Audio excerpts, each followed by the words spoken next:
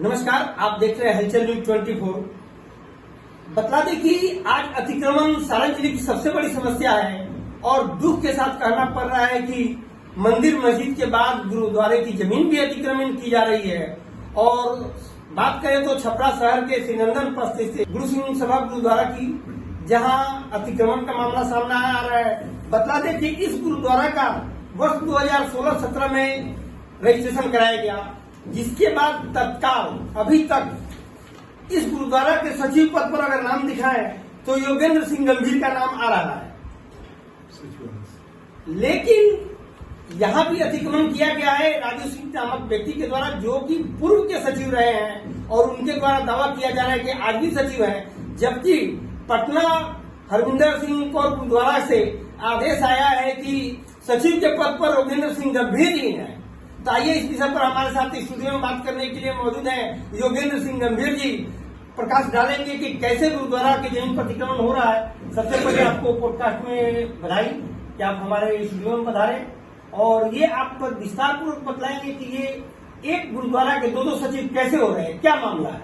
बताया जा रहा है कि इसमें 1.5 से 2 करोड़ का घोटाला है, कैसे ये सब खेल चल रहा है। इस गुरुद्वारे को मैंने 2007 में टेक ओवर किया था और यहाँ कमेटी बनाई थी। उस कमेटी में उस समय मैं कोषाध्यक्ष था, राजू सिंह सचिव थे। 1984 के दंगों के बाद छपरा में गुरुद्वारा श्री नंदन पथ, जो 1970 से ही स्थापित था, बहुत ही बुरे हाल में चला आया। वहाँ गुरुद्वारे में बहुत लूटपाट हुई थी और 2006-07 आते आते तक वो गुरुद्वारा बिल्कुल लावारिस हाल में आ चुका था, जबकि वहाँ 8 दुकानें थी और किराएदारों के पास लगभग 6.5 लाख रुपया बाकी था। लेकिन गुरुद्वारे की ये स्थिति नहीं थी कि झाड़ू तक खरीद सके। उस समय इस गुरुद्वारे को हम लोगों ने टेक ओवर किया। मुजफ्फरपुर यहाँ चूँकि पलायन हो चुका था सिख परिवारों का, छपरा से अधिकांश सिख परिवार यहाँ से जा चुके थे। 40-50 सिख परिवार थे, पहले मात्र 7-8 परिवार रह गए थे। तो मैं मुजफ्फरपुर से लोगों को लेकर मैं आया। मैं मुजफ्फरपुर का निवासी हूँ, वहाँ का रहने वाला हूँ। मेरा नाम योगेंद्र सिंह गंभीर है और मैं आकाशवाणी का पूर्व सलाहकार भी हूँ और बिहार गुरुद्वारा कोऑर्डिनेशन कमेटी का मैं वर्तमान में अध्यक्ष हूँ। मैं उस समय 2007 में वहाँ से मुजफ्फरपुर से संगत को लेकर आया और यहाँ पर कमेटी का फॉर्मेशन करके ये गुरुद्वारा में को हम लोगों ने रास्ते पर लाया। वो हम लोगों को किराया भी मिलने लगा और उस किराए के पैसे से हम लोगों ने मार्केट, पहले 8 दुकानें थी, 8 से 40 दुकानें हम लोगों ने बना ली 2014 तक। और 2014 में मैं इस गुरुद्वारे का अध्यक्ष बना और सबसे बड़ा काम मैंने ये करवाया कि 2015-16 में इस गुरुद्वारे को मैंने रजिस्टर्ड करवाया। बिहार सरकार के मद्य निषेध उत्पाद एवं निबंधन विभाग के अंतर्गत मैंने 2016 में इस गुरुद्वारे को निबंधित करवा लिया, जिसमें केवल 9 सदस्य थे और मैं अध्यक्ष था, राजू सिंह सचिव थे। 20 आते तक हम लोगों ने देखा कि राजू सिंह ने 2007 से लेकर 20 तक कभी हिसाब किताब नहीं दिया। हम लोगों ने अकाउंट्स बुक कभी देखा ही नहीं और वो हमेशा हम लोग को टालते रहे और लूटपाट शुरू हुई। धीरे धीरे हम लोग को जानकारी होने लगी कि ये बहुत ही भारी बेईमान आदमी है और ये बहुत ही गरीब आदमी था। कैसे इसने बीच में बेलोरो गाड़ी भी खरीद ली, इसने छपरा में ज़मीन खरीद ली मोना चौक के पास, और कहाँ से इसके पास ये सारा गुरुद्वारे का धन ये बटोर रहा था। बड़ी तेज़ी से हम लोग को धीरे धीरे समझ में आने लगा और फिर इसके बारे में हम लोगों को ये इन्फॉर्मेशन मिली कि ये व्यक्ति नाम बदल कर छपरा में रह रहा है। इस व्यक्ति के ऊपर मर्डर के चार्जेस हैं, जो केस में कभी भी इसका नाम आ सकता है। इस व्यक्ति का बहुत सा बकाया लोगों का इसने मार के रखा था, यहाँ का, पटना का और लुधियाना के लोगों का। गुरुद्वारा ये बताएंगे कि गुरुद्वारा के साथ इन्होंने कैसे गोलमाल किया। हाँ, मैं बता रहा हूँ, वही चीज़ है। ये सबसे बड़ा गोलमाल था कि आदमी नाम बदल के वहाँ रह रहा था। जो हम लोग को पता लगा कि राजू सिंह नाम बदल के वहाँ रह रहा है और अपनी पहचान छुपा के ये यहाँ पढ़ता था छपरा के ही किसी स्कूल में, जहाँ इसका असली नाम साधुलाल विद्यालय में ये पढ़ता था और 2086 में वहाँ से पास आउट किया। अगर इसके शैक्षणिक प्रमाण पत्रों की जांच की जाएगी, सारी बातें पता लगी। और ये हम लोगों ने, सबसे बड़ी चीज़ है कि हम लोगों ने देखा, बैंक अकाउंट बाद में निकाला गया और उसमें हम लोगों ने मार्क किया कि ये कम से कम जो है राजू सिंह के द्वारा 1 करोड़ 35 लाख रुपया निकाला गया लिया गया दुकानदारों से, ये सारा पैसा नगद, इसको नोटिस दी गई, लेकिन ये तब भी ज़बरदस्ती नगद लेता रहा। जबकि 2014 में इस बैंक में 13 लाख रुपया 2014 में 13 लाख रुपया मौजूद था है, और 2015 में 14 लाख रुपया मौजूद था, 13 लाख रुपया मौजूद था। और कितना किराया आता है गुरुद्वारा? किराया लगभग उस समय 80,000 रुपया महीना आता था। और ये इसने 13 लाख तो वो निकाल लिया और उससे कभी पैसा उसमें जमा नहीं कराया, और लगभग इसने सारा, केवल 6 वर्षों का हिसाब दे रहा हूँ, उन पिछले 7 से 14 वर्ष तक का हम लोगों ने छोड़ दिया, तो 6 वर्षों में 1,35,00,000 रुपया गुरुद्वारे में आया। राजू सिंह ने मान लिया खर्चा तो सब बन चुका था, कोई खर्च नहीं था, तो भी 35 लाख हम लोग खर्च खाते में छोड़ते हैं, तो 1 करोड़ का ये घोटाला हुआ। हम लोगों ने राजू सिंह को रिजोल्यूशन पास करके 6 लोगों ने, कमेटी के 9 में से 6 लोगों ने रिजोल्यूशन पास करके और बाद में आम सभा से उसको पास करवा के राजू सिंह को कमेटी से, और उसकी पत्नी गुरचरण कौर को, और एक नर्मदेश्वर प्रसाद जो छपरा के उसके सहयोगी थे, इन तीनों को हम लोगों ने निकाल बाहर किया और इन पर केस किया। 1 करोड़ के घोटाले का केस हम लोगों ने नगर थाना छपरा में किया, लेकिन वो केस को भी इन्होंने बचाने की कोशिश की। जो भी केस छपरा न्यायालय में नुपुर प्रियदर्शी के कोर्ट में चल रहा है, उसकी जांच हो रही है।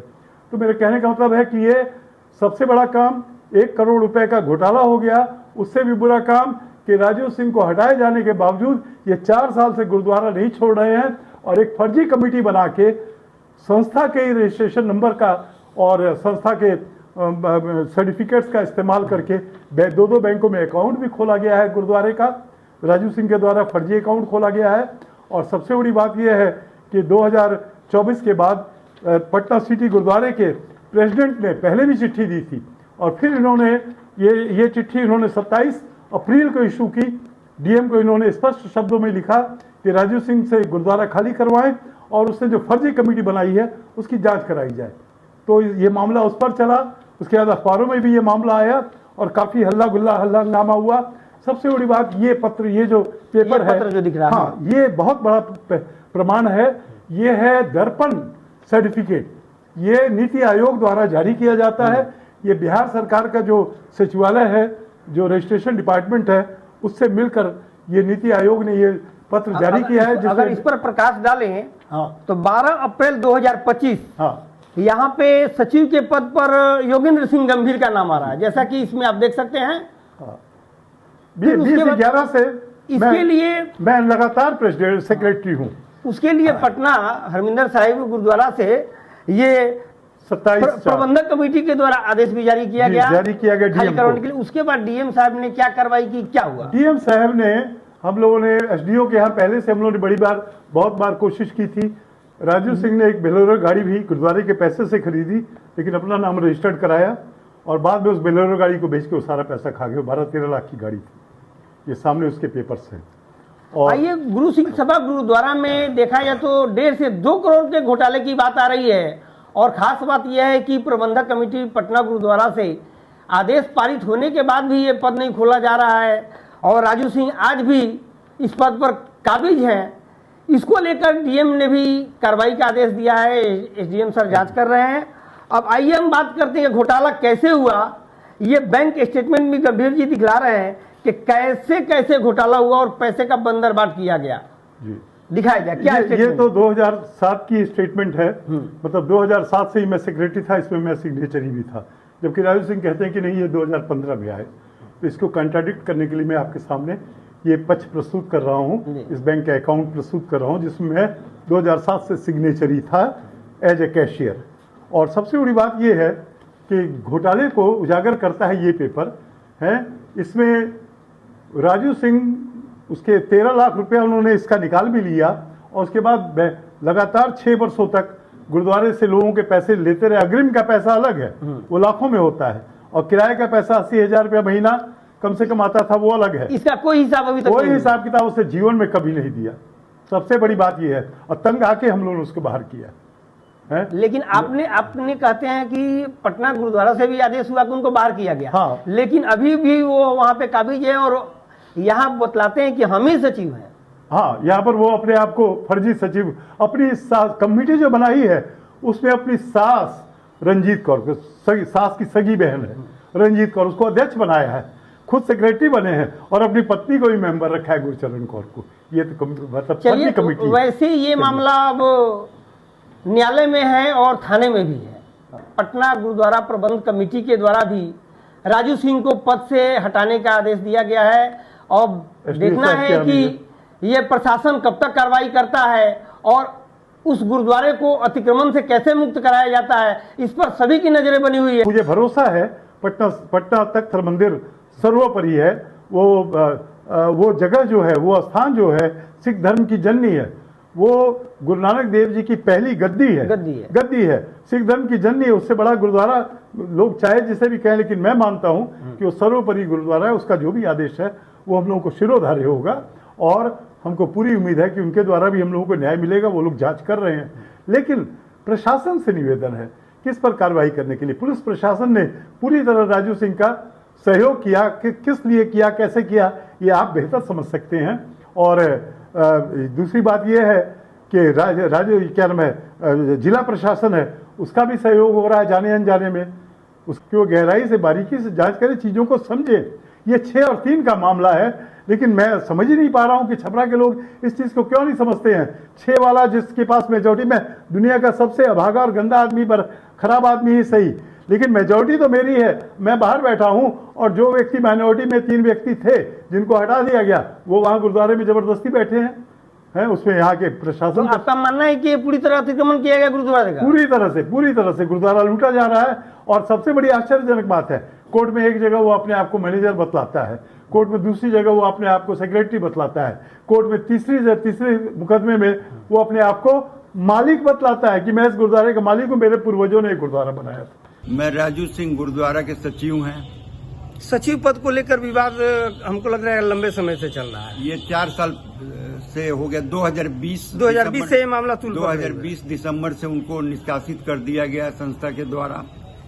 किस संस्था के द्वारा? ये गुरुद्वारा के संस्था के द्वारा आम सभा की बैठक हुई, बैठक में उनको हटा दिया गया, क्योंकि पैसा का वो कोई लेन देन को लेकर के नहीं दे सके। पैसा जो लिए अपने को, वो गुरुद्वारा उनका आरोप है कि 1 करोड़ 35 लाख 6 साल में वसूला गया। जी, उसका कोई हिसाब आपने नहीं दिया, वो कहाँ गया पैसा? वो तो अपने करीबी व्यक्ति को लेकर आए थे, उसको कोषाध्यक्ष बना दिए। अजीतपुर सरैया बाजार में कोई जगह है, वहाँ के ये लिए उनको कोषाध्यक्ष बना दिए। ना वो हिसाब दिए ना ये दिए। ये झूठ बोल करके ले गया पैसा की हमको नॉर्थ बिहार कोऑर्डिनेशन कमेटी के चेयरमैन हो गए हैं।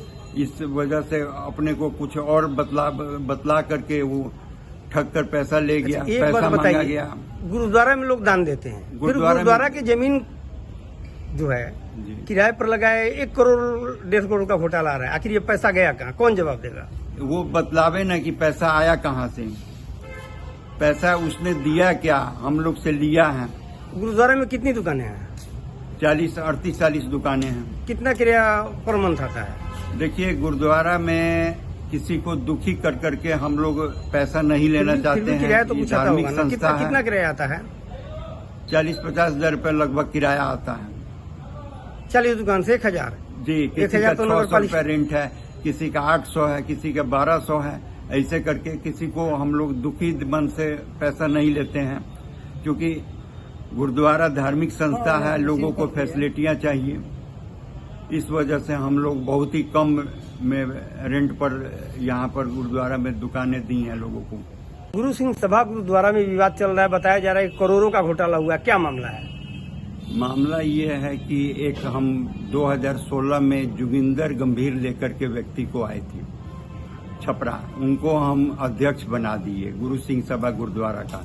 लेकिन हमको ये पता नहीं लगा, क्योंकि फ्रॉड व्यक्ति था, बहुत बड़ा फ्रॉड काम किया। यहाँ से पैसा ले गया, पैसा ले जा करके धर्म के नाम पर लोगों से पैसा लिया और ले करके वो ना हिसाब दिया और ना ही कोई उसका ब्यौरा दिया। पैसा मांगा। उनके द्वारा भी आज एक लेटर दिखाया गया है जी, जिसमें प्रबंध कमेटी पटना से है और उसमें बताया गया कि तत्कालीन सचिव इस गुरुद्वारा के उनको दिखाया गया, ये नहीं, क्या मामला है? गलत बात है। ये वो सचिव उचिव नहीं है, फ्रॉड व्यक्ति है, उस पर चार्जेज है। लेकिन जो लेटर उनके द्वारा सुपुर्द किया गया आज हलचल न्यूज को, जी उसमें लिखा हुआ है कि 12 अप्रैल 2025 में सचिव उनको बताया जा रहा है। क्या मामला है ये पूरा? मामला ये कि वो गुरुद्वारा की संपत्ति देखते हुए वो उसको लालच आ गया है। पहले से गबन का आरोप उस पर लगा हुआ है। केस कोर्ट में चल रहा है, उस पर कोर्ट में केस चल रहा है। और क्या बतलाया जाए, फ्रॉड व्यक्ति है बहुत।